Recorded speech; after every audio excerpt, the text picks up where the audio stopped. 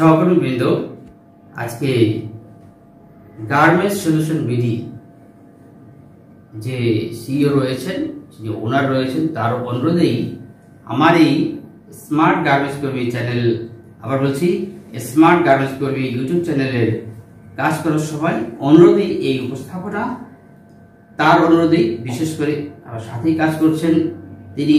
বিশেষভাবে বেশ কিছুদিন ধরে চেষ্টা করছেন তার যে YouTube channel garments solution BD, এই ইউটিউব চ্যানেলটির মাধ্যমে আপনাদেরকে বিভিন্ন উপাদান দিয়ে সহায়তা করছেন এবং এই উপাদানগুলো তৈরি করার সময় তার যে পর্যবেক্ষণ আমার সাথে যখন শেয়ার করেন, আমি একমত হয়েছি যে কেন তরুণরা, এই তরুণ প্রজন্ম কেন এই গার্মেন্টস শিল্পে এগিয়ে আসবে।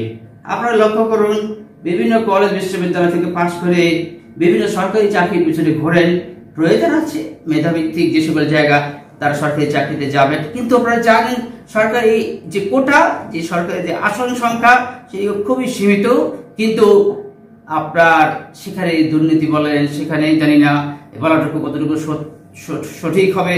তারপরেও বলছি যে সে জায়গায় যেতে হলে অনেক দুর্নীতিগ্রস্ত অবস্থা দিয়ে পেয়ে এগিয়ে দিয়ে আপনাকে চাকরি নিতে হয়। সে সকল জায়গা থেকে যারা নিজেকে বিরত রাখতে চান, তারা চলে আসুন এই গার্মেন্টস শিল্পে। এবং এই গার্মেন্টস শিল্পে অসংখ্য সম্ভাবনা রয়েছে, প্রচুর সম্ভাবনা রয়েছে নিজেকে বিকশিত করার জন্য, এবং যথেষ্ট মেধা দিয়ে কাজ করে নিজের জীবনকে গড়ে তুলে এগিয়ে যাবেন। আশা করি সকল তরুণরা এই কথাগুলো শুনে অনুপ্রাণিত হবেন এবং আমাদের এই প্রাণপ্রিয় 100 গার্মেন্টস শিল্পে কাজ করার জন্য আগ্রহ প্রকাশ করবেন। আল্লাহ হাফেজ।